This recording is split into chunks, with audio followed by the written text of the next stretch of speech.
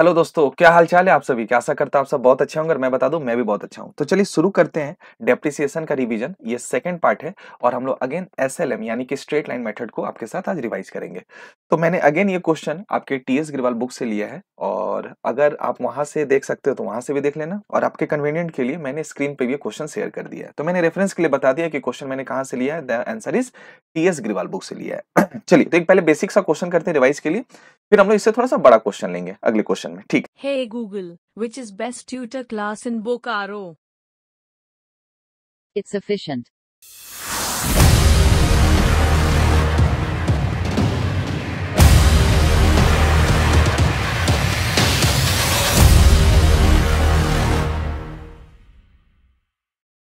तो चलिए क्वेश्चन पढ़ते हैं। क्वेश्चन में लिखा हुआ है Vijay Industries purchase a machine on 1 June 2023। Okay, कब खरीदारी करा है मशीन का? 1 जून 2023। और एक मशीन खरीदा है और कितने का खरीदा है? 95। और साथ ही साथ और कितना पे कर दिया है? 5000। क्या बोलकर? अच्छा, इंस्टॉलेशन के लिए। ठीक है। फर्म कौन सा साल मेंटेन कर रहा है? मैं दूसरे कलर के हाईलाइट से हाईलाइट कर रहा हूं। फिनेंशियल ईयर यानी कि साल शुरू होगा अप्रैल में और खत्म होगा मार्च में। और डेप्रिसिएशन फॉर 23-24। अच्छा, डेप्रिसिएशन फॉर 23-24 एसएलएम से। अच्छा जी, एसएलएम से जो डेप्रिसिएशन होगा इस साल का, क्या वो निकाल कर दे दिया है? 10,000। हाँ सर, आपसे बोलता है आप सिर्फ क्या निकाल के बताओ? Rate of depreciation plus book value किस तारीख का? 31 मार्च 2025। तो सबसे पहले चलिए दोस्त फोटो बना लेते हैं और फिर इस क्वेश्चन को अच्छे से करते हैं। चलिए तो मुझे बताइए, ये जो खरीदे हैं मशीन वो कब खरीदे हैं? 1 जून 23।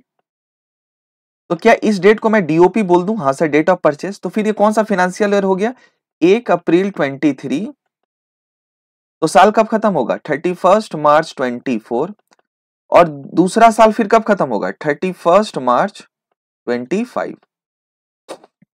तो बोलता है पहले साल जो हमने मशीन यूज किया है, मैं एक कलर से जिगजैग पैटर्न बना रहा हूं, जो हमने पहले साल इस्तेमाल किया है वो कहां से कहां तक इस्तेमाल किया है? 1 जून 23 से लेके 31 मार्च 24, ये रेड वाला एरिया। तो यहां से यहां का जो मंथ्स है उसका जो डेप्रिसिएशन है, क्या क्वेश्चन में निकाल कर दिया हुआ है? हाँ सर, कितना दिया हुआ है? 10,000।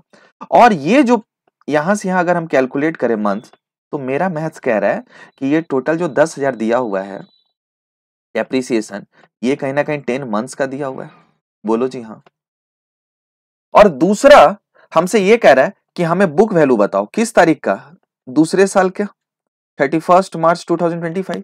ठीक है, कैसे निकालेंगे देखेंगे। तो मुझे बताइए सबसे पहले हमको निकालना है रेट। तो बच्चा बताएंगे आप सभी लोग, क्या हम लोग एक फॉर्मूला जानते हैं? Amount of annual depreciation. Amount of annual depreciation,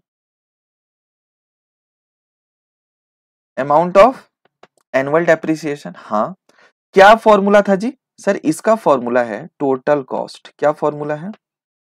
total cost multiply by rate of depreciation. मैं शॉर्टकट में लिख रहा हूं आरओडी। आई होप सो आप अंडरस्टैंड कर रहे हैं। आरओडी मतलब रेट ऑफ डेप्रिसिएशन, रिवीजन चल रहा है। हाँ सर, सर ठीक है, कोई बात नहीं, आप बताओ। इन डिवाइड बाई 100 इनटू m/12 कि कब से?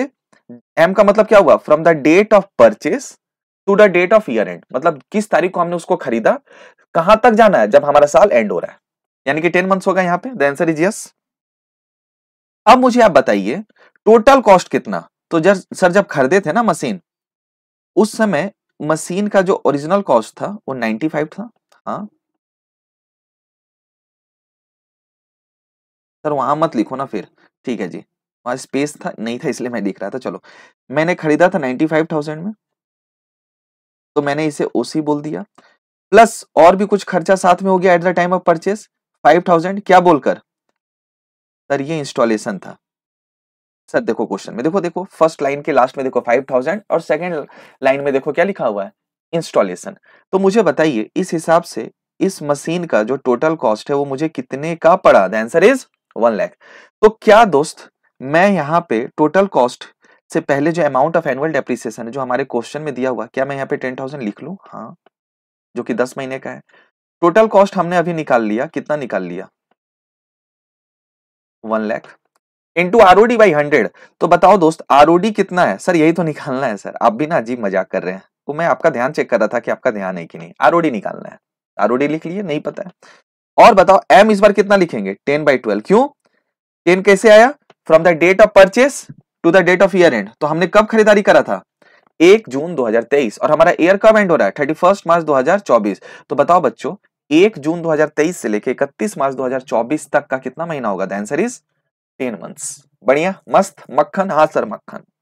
अब मुझे बताइए, हम क्रॉस मल्टीप्लीकेशन अगर करें तो ये 10,000, ठीक है, मल्टीप्लाई विथ, क्रॉस मल्टीप्लीकेशन करें, multiply with 100 multiply with 12 equals to ROD, equals to ROD divide by 1 lakh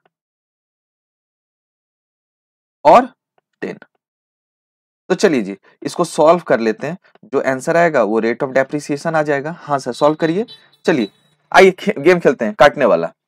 इधर से 1 0, इधर से 1 0, इधर से 1 0, इधर से 1 0, इधर से 1 0, इधर से 1 0, इधर से 1, इधर से भी गया, इधर से भी गया, इधर से भी गया, इधर से भी गया। कौन जिंदा बच गया सर, 12 जिंदा दिख रहा है सर।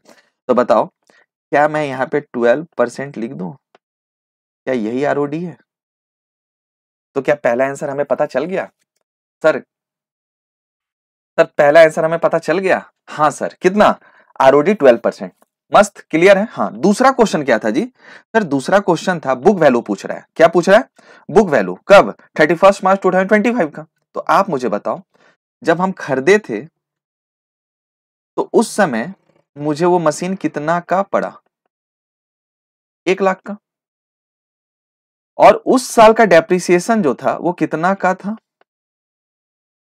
10,000 का।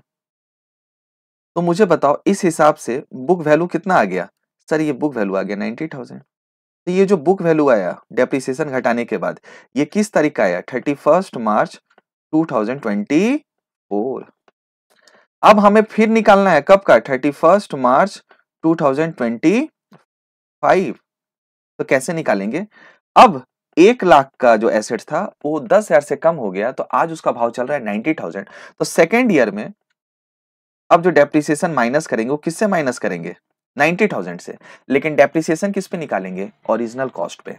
तो क्या दोस्त मुझे डेप्रिसिएशन आप बताएंगे, अगर एसएलएम है तो एसएलएम पे तो ओरिजिनल कॉस्ट पे निकलता है, और ओरिजिनल कॉस्ट 1 लाख है, और रेट अभी हमने निकाला है कितना, 12%। तो मैंने लिख दिया 12/100। और दूसरे साल तो पूरा का पूरा 12 में से 12 महीना मेरे बिजनेस में है वो।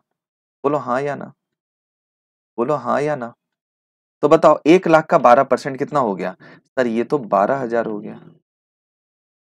तो इस हिसाब से 31 मार्च 2025 का आप ही बताओ मुझे कितना हो गया बुक वैल्यू। सर इस तारीख के अंत में अब वो भाव चल रहा होगा 78,000। तो ये दूसरा क्वेश्चन रिक्वायरमेंट था हमारा, हाँ सर दिख रहा है। तो मैंने दोनों बुक वैल्यू आपको क्लियर कर लिया। तो कैसे निकाला, तो एक मैंने फॉर्मूला लिख लिया यहाँ पे, शायद मैं उसको दूसरे कलर के पेन से लिख देता हूँ आपके लिए।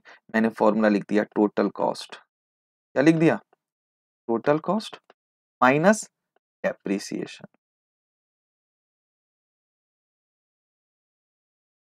तो मेरा बुक वैल्यू आ गया, ठीक है। तो ये फर्स्ट ईयर का हो गया और ये दूसरे ईयर का हो गया। तो एक्चुअल में जो मेरा आंसर था वो ये 78,000 वाला था जो क्वेश्चन मांग रहा था। तो ये थोड़ा सा मैंने थोड़ा सा आपसे रिवाइज करा लिया, समझ में आ रहा है क्या? या फिर आप ऐसे भी देख लो कि फर्स्ट ईयर का डेप्रिसिएशन 10,000 और सेकेंड ईयर का डेप्रिसिएशन पूरा 12 महीना का लगेगा। तो 12 महीना का डेप्रिसिएशन कितना निकल कर आएगा, 12% के हिसाब से 12,000। ऐसे भी एक बार और बता देते हैं, ये रिवाइज कर लो आप। तो मैं बोला कि भाई मेरी जो एसेट्स थी वो 1 लाख की थी, उस पे 2 बार चाटा पड़ा डेप्रिसिएशन का, एक बार चाटा पड़ा 10,000 का, एक बार चाटा पड़ा 12,000 का। तो बताओ उस तारीख को अब कितना दिख रहा होगा एसेट्स, द आंसर इज 78,000।